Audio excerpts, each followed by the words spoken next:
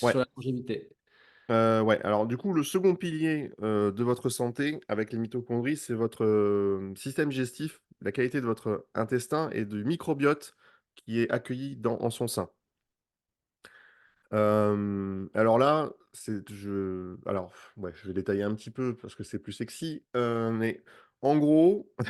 vos bactéries dans votre flore intestinale, plus elles sont nombreuses, et équilibrées les unes par rapport aux autres, c'est-à-dire qu'il ne faut pas qu'il y en ait une qui domine les autres, sinon ça amène à une dysbiose, donc des dérèglements, derrière qui vont être hormonaux.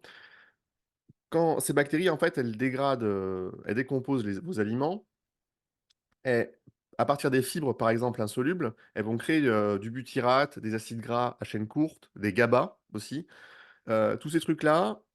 ensuite, vont être perçus par, les entérocytes, qui sont les cellules de votre intestin,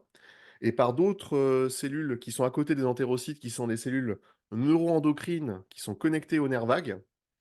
et qui, par ce biais-là, vont moduler votre système hormonal, donc le cortisol, votre thyroïde, vos reins, les surrénales, vont également moduler votre activité cérébrale, vont également moduler votre activité, immunitaire, indirectement, parce qu'ensuite c'est connecté au foie. Donc c'est très, très important d'avoir une flore intestinale en bonne santé et un système digestif, donc des entérocytes qui sont en bonne santé. Parce que c'est grâce à ce processus-là que tout se régule derrière et si on dérégule ça, on crée un stress chronique qui va venir déréguler votre système hormonal. Donc là, on se retrouve avec des gens qui sont en hypothyroïdie, en hyperthyroïdie, des gens stressés, le cortisol qui explose, des problèmes de foie, le système immunitaire aussi qui déconne, donc des gens qui tombent malades tout le temps, qui tombent malades pour un oui, pour un non, ou à l'inverse, qui font des immunodépressions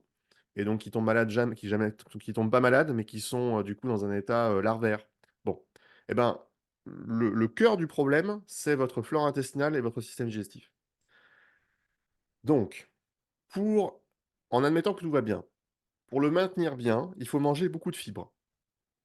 entre 25 et 35 grammes de fibres, par jour à peu près. Ça se calcule, vous pouvez trouver ça facilement avec